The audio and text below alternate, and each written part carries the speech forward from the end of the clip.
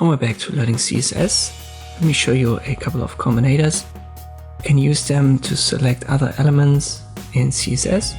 Let us simply select our paragraph here and give it a background color.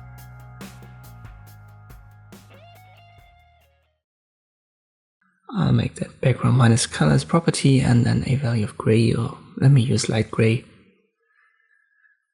Contrast is way better. So you already know that it finds the P elements on your website and then gives this value for the property that we have set here in the CSS. And if I make this a div container and add another paragraph, it's going to get the same background color. So that's the usual way we have selected our elements so far in my CSS playlist.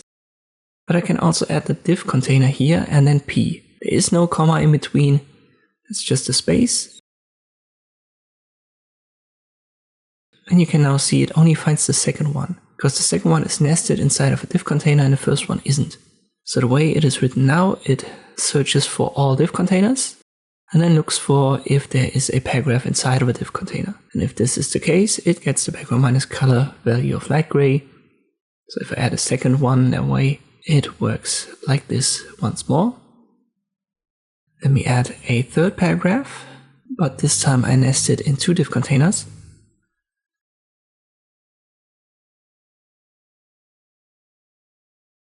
So it's a div container nested inside of a div container, and inside of this we'll add our third example paragraph.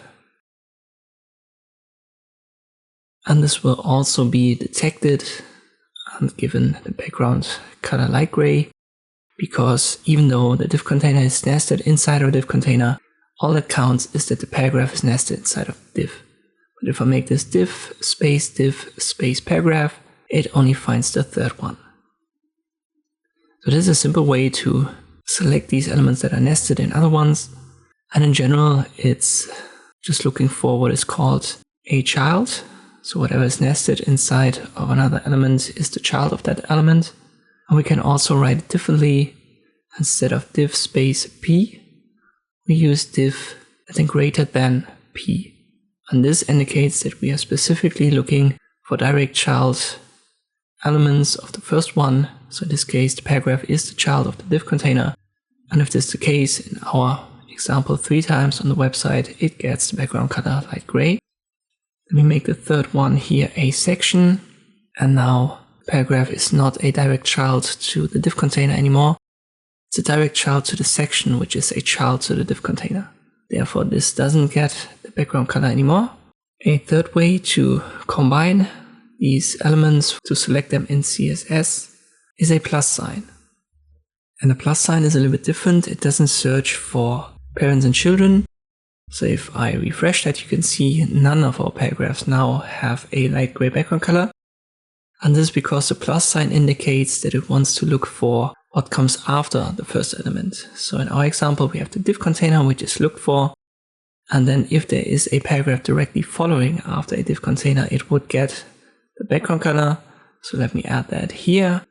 Directly after a div closes, I add another paragraph. This is a directly following element, and this should now get our background color.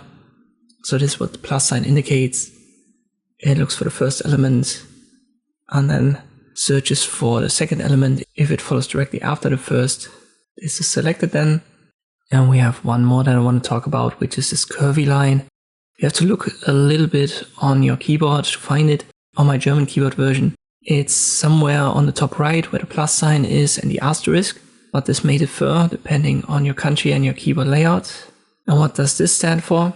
Well, it searches for all of the elements that follow the first. So it's a little bit different from the plus sign, but it does somewhat of the same. Let me show you by adding yet another paragraph here as a following. When we add the plus sign, only the first of these following ones is selected. But when we add the curvy line, both of these paragraphs are selected. So what it does is it searches for all div containers yet again, and then looks for if a paragraph follows, and the plus, it then only selects the first of these following elements.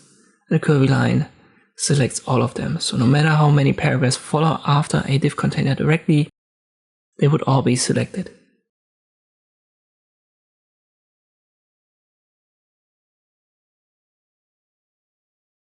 One more thing to add, you may be wondering, what the difference is between this greater than sign and just leaving it out. Both select the children. So in this case, the paragraph is the child of the div container. So you can see that here, if I refresh it, this example and the second one are found, but the third one here isn't because it has a section before it. And this is what the greater than sign does for the children. It only finds the direct children. If I leave that out, it will also find the third paragraph because it is technically a child of the div, but not a direct child. It is a direct child of the section. But overall, it's still a child of the div container, and therefore if we leave that out, it's going to be found as well. Try them out yourself as always, and this is all that I wanted to cover in this video for combining these CSS selectors. Hope this video was helpful, thank you for watching, and I'll see you next time.